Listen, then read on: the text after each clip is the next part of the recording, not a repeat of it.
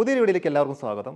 നമുക്ക് ഓൺലൈൻ യോഗ ക്ലാസ്സുമായിട്ട് ബന്ധപ്പെട്ട് വരുന്ന എൻക്വയറീസിൽ കൂടുതൽ ആളുകളും ചോദിക്കുന്ന ഒരു കാര്യമാണ് യോഗ ചെയ്താൽ തടി കുറയുമോ, അല്ലെങ്കിൽ യോഗയിലൂടെ വെയിറ്റ് ലോസ് സാധ്യമാണോ എന്നുള്ളത്. ശരിക്കും യോഗയിലൂടെ വെയിറ്റ് ലോസ് സാധ്യമാണോ? തീർച്ചയായിട്ടുമാണ്. നമ്മൾ വർക്കൗട്ട് ചെയ്യുമ്പോൾ സംഭവിക്കുന്നത് പോലെ ഫാറ്റ് ബേണിങ്ങും സ്ട്രെങ്ത് ഡെവലപ്മെൻറ്റും ഒക്കെ നമുക്ക് യോഗ ചെയ്യുമ്പോഴും സംഭവിക്കുന്നുണ്ട്.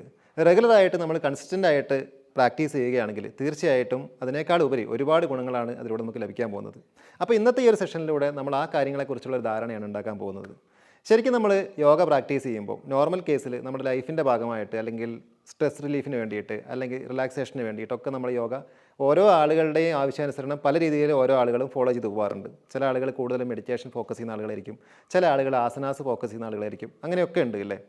അപ്പോൾ നമ്മളൊരു ഫാറ്റ് ബേണിൻ്റെ രീതിയിൽ നമ്മൾ നോക്കുന്ന സമയത്ത് ഇപ്പോൾ ഓവർ വെയിറ്റ് ഉള്ള ഒരാളാണെങ്കിൽ കൂടി നമ്മളിപ്പോൾ യോഗയിലേക്കാണ് വരുന്നതെങ്കിൽ ഒരു ഹെൽത്തി ആയിട്ടുള്ള രീതിയിൽ നമുക്ക് അയാളുടെ വെയിറ്റ് നമുക്ക് കുറച്ചെടുക്കാൻ സാധിക്കും. 1-2 ദിവസം കൊണ്ടോ ആഴ്ച കൊണ്ടോ അല്ല, നമുക്കൊരു കുറച്ച് മാസങ്ങൾ കൊണ്ട് തന്നെ ഒരു ഐഡിയൽ വെയിറ്റിലേക്ക് നമുക്ക് എത്താൻ സാധിക്കും. അപ്പോൾ അതെങ്ങനെയാണെന്ന് പറയുമ്പോൾ റെഗുലറായിട്ട് നമ്മുടെ സ്ട്രെങ്ത്ത് ഫ്ലെക്സിബിലിറ്റി ഒക്കെ ഡെവലപ്പ് ചെയ്തുകൊണ്ട് ഓരോ ദിവസവും മുന്നോട്ട് ചിന്തിച്ചുകൊണ്ട് നമ്മൾ പ്രാക്ടീസ് ചെയ്യുന്ന സമയത്ത് നമുക്ക് നോർമലി ഓട്ടോമാറ്റിക്കായിട്ട് തന്നെ നമ്മുടെ ശരീരത്തിൽ ഫാറ്റ് ബേൺ സംഭവിക്കുന്നുണ്ട്. അതിന് നമുക്ക് വേറെ കുറേ സപ്പോർട്ടീവായിട്ടുള്ള കാര്യങ്ങളും കൂടി അതിലൂടെ നമുക്ക് കിട്ടുന്നുണ്ട്. നമുക്ക് നമ്മുടെ മൈൻഡ് അല്ലെങ്കിൽ നമ്മുടെ മൈൻഡ് സെറ്റ് വളരെ കൂളായിട്ടും കാമായിട്ടും ഇരിക്കുന്നതിന് റെഗുലറായിട്ട് യോഗ ചെയ്യുന്ന സഹായിക്കും. നമ്മുടെ മൈൻഡ് സെറ്റ് ഓക്കെ ആകുമ്പോൾ നമ്മൾ മുൻപൊരു വീഡിയോയിൽ പറഞ്ഞതുപോലെ തന്നെ നമ്മൾ ചെയ്യാൻ ഉദ്ദേശിക്കുന്ന കാര്യങ്ങളിലേക്ക് നമുക്ക് കൃത്യമായിട്ട് ഫോക്കസ് ചെയ്യാൻ സാധിക്കും.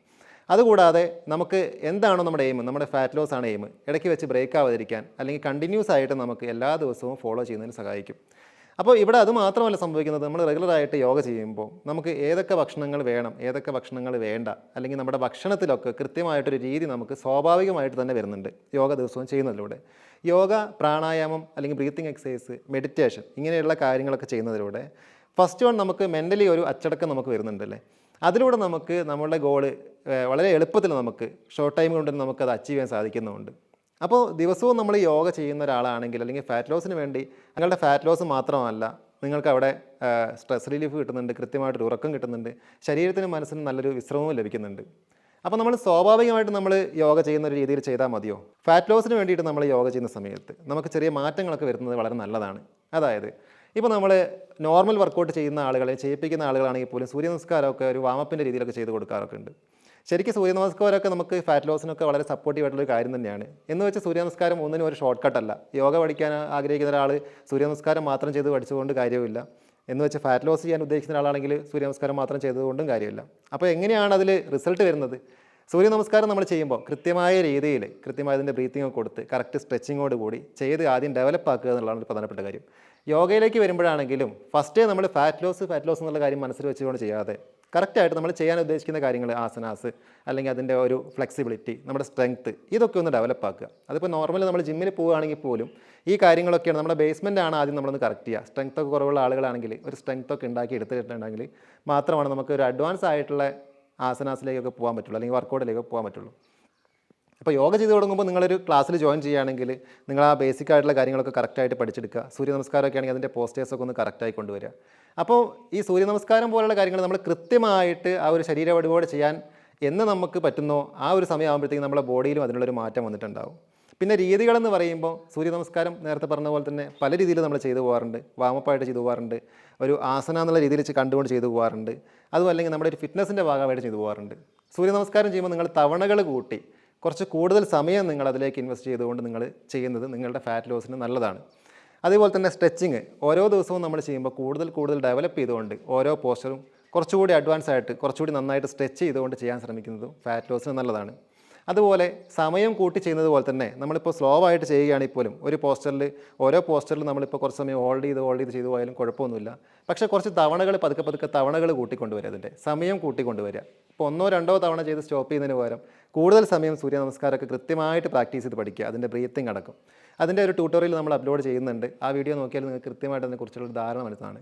അതേപോലെ ആസനാസ്, നമ്മളിപ്പോൾ ഓരോ ആസനാസും ശരിക്കും പറഞ്ഞാൽ കൃത്യമായിട്ടുള്ള അലൈൻമെൻറ്റ്സും അതേപോലെ സ്ട്രെച്ചിങ്ങും അതിനൊരു രീതികളുണ്ട്. ഒരു ആസനത്തിലേക്ക് പോകുന്നതിനും ചെയ്യുന്നതിനും റിലീഫ് ചെയ്യുന്നതിനും ഒക്കെ ഒരു രീതികളുണ്ട് അല്ലേ. അപ്പോൾ അത് അതിൻ്റേതായ രീതിയിൽ പഠിച്ചെടുക്കുക. ഓരോ ആസനാസിലും കുറച്ച് സമയം കൂടുതലായിട്ട് ഹോൾഡ് ചെയ്യാൻ പഠിക്കുക.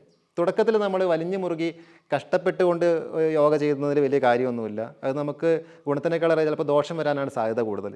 അതുകൊണ്ട് തന്നെ പതുക്കെ ചെയ്ത് പഠിച്ചിട്ട് കുറച്ച് 1-2 ആഴ്ച കൊണ്ട് നിങ്ങൾ ഓരോ പോസ്റ്ററിലേക്കും വരിക. അതിൽ കൂടുതൽ സമയം നിങ്ങൾ ഒന്ന് ഹോൾഡ് ചെയ്ത് കുറച്ച് സെക്കൻഡ്സ് ഒക്കെ ബ്രീത്ത് ചെയ്തുകൊണ്ട് ഹോൾഡ് ചെയ്യാൻ പഠിക്കുക. അങ്ങനെ വരുമ്പോൾ തന്നെ നിങ്ങളുടെ ബോഡിയിൽ നല്ലൊരു മാറ്റം വരും. ഓട്ടോമാറ്റിക്കായിട്ട് നമ്മുടെ ഫ്ലെക്സിബിലിറ്റി ഇമ്പ്രൂവ് ചെയ്യുന്ന സമയത്ത് നമ്മുടെ മസിൽസൊക്കെ ഒന്ന് കറക്റ്റായിട്ടുള്ളൊരു വർക്കിംഗ് കണ്ടീഷനിലേക്ക് വരും. മസിൽസിനൊക്കെ ഒരു റിലാക്സേഷൻ ലഭിക്കും. നമ്മൾ ഉപയോഗിക്കാത്ത ഭാഗങ്ങൾ പോലും ഉപയോഗിച്ച് തുടങ്ങും. ഇപ്പോൾ നമ്മൾ ലൈഫ് സ്റ്റൈലിൻ്റെ ഭാഗമായിട്ടൊക്കെ നമ്മുടെ പല ഭാഗങ്ങളും നമ്മൾ ഡെയിലി ലൈഫിൽ ഉപയോഗിക്കാറില്ല. നമ്മുടെ ഹിപ്പ് പോലുള്ള കാര്യങ്ങൾ, തൈ മസിൽസ്, ഇതൊക്കെ.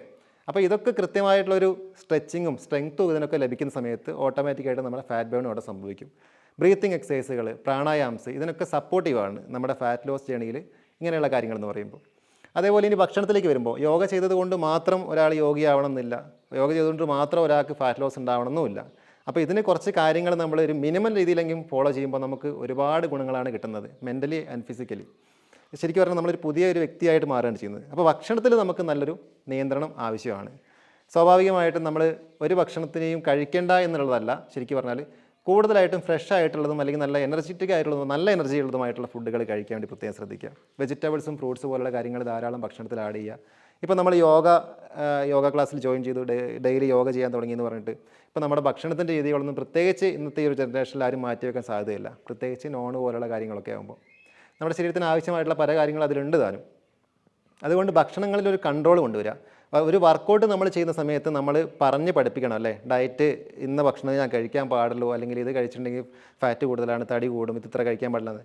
പക്ഷേ യോഗയിലേക്ക് വരുമ്പോൾ എന്നുള്ള കാര്യം സംഭവിക്കുന്ന ഒരു കാര്യം എന്ന് പറഞ്ഞിട്ടുണ്ടെങ്കിൽ റെഗുലറായിട്ട് നമ്മൾ യോഗയും പ്രാണായാമമൊക്കെ പ്രാക്ടീസ് ചെയ്യുമ്പോൾ നമ്മളറിയാതെ തന്നെ നമുക്കൊരു അച്ചടക്കം വരും. അല്ലെങ്കിൽ നമുക്ക് കഴിക്കേണ്ടാത്ത ഭക്ഷണങ്ങൾ, അല്ലെങ്കിൽ ചില ഭക്ഷണങ്ങളോടൊക്കെ നമുക്കൊരു വിരക്തി വരും. അനാവശ്യമായിട്ടുള്ള ഭക്ഷണങ്ങളുണ്ടല്ലോ, നമ്മൾ അധികമായിട്ട് ഇപ്പോൾ നമ്മൾ കാർബോഹൈഡ്രേറ്റ് കഴിക്കുന്നതോ അല്ലെങ്കിൽ പ്രോസസ്ഡ് ഫുഡ് കഴിക്കുന്നതോ അമിതമായി നോൺ കഴിക്കുന്നതോ ഒക്കെ നമുക്ക് സ്വാഭാവികമായിട്ട് തന്നെ നമുക്ക് മനസ്സിൽ തന്നെ ഒരു അതൃപ്തി അതിനോട് വന്ന് കാണാറുണ്ട്. ഒരുപാട് ക്ലയൻസ് ആ രീതിയിൽ പറയാറുണ്ട്, ഇപ്പോൾ അങ്ങനെ കഴിക്കാൻ തോന്നാറില്ല എന്നുള്ളതൊക്കെ. അതപ്പോൾ നമ്മൾ ശരിയായ രീതിയിലേക്ക് നമ്മുടെ മാനസികാവസ്ഥ തിരിച്ചു പോകുന്നതിൻ്റെ ഭാഗമായിട്ടാണ്. അങ്ങനെ വരുമ്പോൾ നമുക്ക് മെൻ്റലി നമ്മൾ വളരെ ഓക്കെ ആയിരിക്കും. അപ്പോൾ നമുക്ക് വളരെ കോൺഫിഡൻസ് ആയിട്ട് നല്ല ഫോക്കസ്ഡ് ആയിട്ട് നമുക്ക് നമ്മളുടെ ഈ ഒരു ടാർഗറ്റിലേക്ക് പോകാൻ സാധിക്കും. അപ്പോൾ യോഗയിലൂടെ ഡെഫിനറ്റ്ലി ഫാറ്റ് ലോസ് സാധ്യമാണ്. അതേപോലെ തന്നെ കാമായിട്ടുള്ളൊരു മൈൻഡ് സെറ്റ് നമുക്ക് സാധ്യമാണ്. അത് തീർച്ചയായിട്ടും നടക്കുന്ന പോസിബിൾ ആയിട്ടുള്ളൊരു കാര്യം തന്നെയാണ്. പിന്നെ വർക്കൗട്ടിൻ്റെ കേസ് എന്ന് പറയുമ്പോൾ നമുക്കിപ്പോൾ ഓവർ വെയിറ്റ് ഒക്കെ ഉള്ള ആളുകളാണെങ്കിൽ നമുക്കിപ്പോൾ പെട്ടെന്നൊക്കെ ബോഡി വെയിറ്റ് കുറയ്ക്കണം, അല്ലെങ്കിൽ ഇത്ര മാസം കൊണ്ട് ഇത്ര kg കുറയ്ക്കണം, അങ്ങനെ ടാർഗറ്റൊക്കെ വെച്ച് ചെയ്യുന്ന ആളുകളാണ് കൂടുതലുള്ളത്.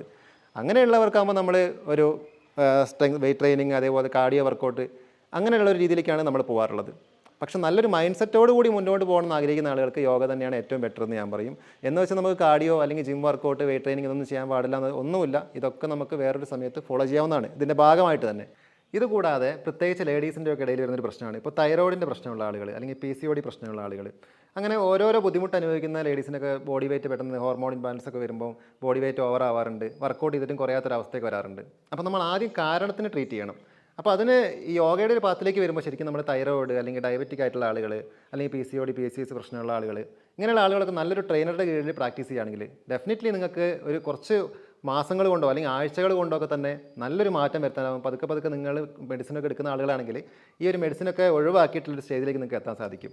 അപ്പോൾ അവിടെയും നമ്മൾ പ്രധാനമായിട്ട് ശ്രദ്ധിക്കേണ്ട കാര്യം എന്ന് പറഞ്ഞാൽ നല്ലൊരു ട്രെയിനർ, അല്ലെങ്കിൽ നന്നായിട്ട് കറക്റ്റായിട്ടുള്ള ചിട്ടയായ പ്രാക്ടീസ്, എന്തെങ്കിലും കുറച്ച് കാര്യങ്ങൾ ചെയ്യാതെ അല്ലെങ്കിൽ ഗൂഗിൾ ചെയ്തിട്ടൊക്കെ ചെയ്യാതെ ഓരോന്നിനും സ്റ്റെപ്പ് ബൈ സ്റ്റെപ്പായിട്ട് ഓരോ കാര്യങ്ങൾ കൃത്യമായിട്ട് ഒരു പാറ്റേൺ ഉണ്ടാക്കി ഫോളോ ചെയ്യുന്നതിലൂടെ ഈ കാര്യങ്ങളൊക്കെ മാറ്റിയെടുക്കാൻ സാധിക്കും. പിന്നെ നിങ്ങൾക്ക് നിങ്ങളുടെ ബോഡി വെയിറ്റ് കൺട്രോൾ ചെയ്യാനും എളുപ്പം തന്നെയാണ്. അതുപോലെ ഇതിൻ്റെ ടൈം എന്ന് പറയുമ്പോൾ ഒരു പ്രധാനപ്പെട്ട കാര്യമാണ്. നമുക്കിപ്പോൾ രാവിലെ യോഗ ചെയ്യുന്ന ആളുകളാണെങ്കിൽ നിങ്ങൾ വൈകുന്നേരം കൂടി ഇതിലേക്ക് ഒരു സമയം ഇൻവെസ്റ്റ് ചെയ്യുകയാണെങ്കിൽ നിങ്ങൾക്ക് വളരെ യൂസ്ഫുൾ ആയിട്ടുള്ളൊരു കാര്യമാണ്. കാരണം 2 സമയത്ത് നമ്മൾ സ്പ്ലിറ്റ് ചെയ്ത് ചെയ്യുന്നതും വളരെ നല്ലത് തന്നെയാണ്. ഇപ്പോൾ മെഡിറ്റേഷൻ ആണെങ്കിലും ബ്രീത്തിങ് ആയിട്ട് ബന്ധപ്പെട്ട പ്രാണായാംസ് ഒക്കെ ആണെങ്കിലും എല്ലാ കാര്യങ്ങളും അല്ലെങ്കിൽ ചിലതെങ്കിലും 2 നേരം ചെയ്യുന്നത് വളരെ നല്ലത് തന്നെയാണ്. അപ്പോൾ അവിടെ നമ്മൾ ശ്രദ്ധിക്കേണ്ട വേറൊരു കാര്യം, ഫുഡിൻ്റെ കേസ് നിർബന്ധമായിട്ട് ശ്രദ്ധിക്കേണ്ട ഒരു കാര്യം തന്നെയാണ്. ന്യൂട്രീഷൻ്റെ ആയിട്ടുള്ള ഫുഡുകൾ നമ്മളിപ്പോൾ വെയിറ്റ് ലോസിനാണെങ്കിലും യോഗ ചെയ്യുന്നവരാണെങ്കിലും അല്ലാത്തവരാണെങ്കിലും പ്രോട്ടീൻ റിച്ച് ആയിട്ടുള്ള അല്ലെങ്കിൽ വൈറ്റമിൻസ് ഒക്കെ ധാരാളം അടങ്ങിയിട്ടുള്ള ന്യൂട്രീഷൻ്റെ ആയിട്ടുള്ള ഫുഡുകൾ കഴിക്കുക എന്ന് പറയുന്നത് നിർബന്ധമായിട്ടുള്ള കാര്യം തന്നെയാണ്. അപ്പോൾ നമ്മൾ ഫുഡുകളിൽ ചെറിയൊരു ശ്രദ്ധയൊക്കെ വരുത്തുക. നിലവിൽ നമ്മൾ വളരെ കുറവായിട്ടോ അല്ലെങ്കിൽ ഫുഡ് കഴിക്കാതിരിക്കുന്ന ആളുകളോ അല്ലെങ്കിൽ ഒരു സാധാരണ ഫുഡിലൂടെ കടന്നു പോകുന്ന ആളുകളാകുമ്പോൾ നമ്മൾ ഇതേപോലെ നന്നായിട്ട് പ്രാക്ടീസൊക്കെ ചെയ്യാൻ തുടങ്ങുമ്പോൾ നമ്മളെ ബോഡിക്ക് അതും മതിയാവാതെ വരും. അപ്പോൾ നമ്മൾ എക്സ്ട്രാ കുറച്ച് ന്യൂട്രീഷൻ്റെ ആയിട്ടുള്ള ഫുഡുകൾ കൂടി ആഡ് ചെയ്ത് കൊടുക്കുക, എന്നിട്ട് പ്രാക്ടീസൊക്കെ ഒന്ന് ഡെവലപ്പ് ആക്കുക. ഇങ്ങനെയൊക്കെ ചെയ്യുമ്പോൾ നിങ്ങൾക്ക് നല്ല രീതിയിലൊരു മാറ്റം വരും. ഇപ്പോൾ യോഗ പഠിക്കണം അല്ലെങ്കിൽ കൃത്യമായ രീതി ഫോളോ ചെയ്യണമെന്ന് ആഗ്രഹിക്കുന്ന ആളുകളുണ്ടെങ്കിൽ നിങ്ങൾക്ക് വേണ്ടിയിട്ട് നമ്മൾ പുതിയ ഓൺലൈൻ ബാച്ചുകളൊക്കെ സ്റ്റാർട്ട് ചെയ്തിട്ടുണ്ട്. കുറേ ബാച്ചുകൾ റണ്ണിങ്ങിലൊക്കെയാണ്.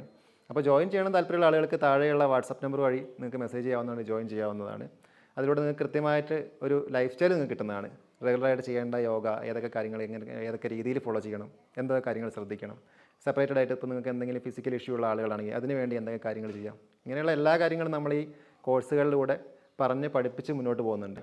പിന്നെ ഓവർ വെയിറ്റ് ഒക്കെ ഉള്ള ആളുകളാണെങ്കിൽ യോഗയിലേക്കൊക്കെ വരുന്നതാണെങ്കിലും അല്ലെങ്കിൽ വർക്കൗട്ടിൽ പോകുന്നതാണെങ്കിലും നിങ്ങളുടെ കലോറീസൊക്കെ ഒന്ന് കൺട്രോൾ ചെയ്തുകൊണ്ടുള്ള ഫുഡുകൾ കഴിക്കുക. നമ്മുടെ ക്രേവിങ്സ് ഒക്കെ ഒഴിവാക്കിക്കൊണ്ട് അധികമായിട്ടുള്ള എക്സസ് ആയിട്ടുള്ള കലോറീസ് വരാത്ത രീതിയിൽ അല്ലെങ്കിൽ ഒരുപാട് കാർബൊക്കെ കഴിക്കാത്ത രീതിയിലുള്ളൊരു ഫുഡ്, ഒരു സാത്വികമായിട്ടുള്ള ഫുഡാണ് ഏറ്റവും നല്ലതെന്ന് പറയുമ്പോൾ ഒരു യോഗിക് ഫുഡ് എന്ന് വേണമെങ്കിൽ പറയാം. അപ്പോൾ ഇത്രയും കാര്യങ്ങളാണ് പ്രധാനമായിട്ടും നമ്മുടെ ഈ ഒരു ടോപ്പിക്കുമായിട്ട് നിങ്ങൾ ശ്രദ്ധിക്കേണ്ട കാര്യങ്ങളെന്ന് പറയും. അപ്പോൾ അടുത്ത ദിവസം വേറൊരു വീഡിയോ ആയിട്ട് കാണാം. താങ്ക്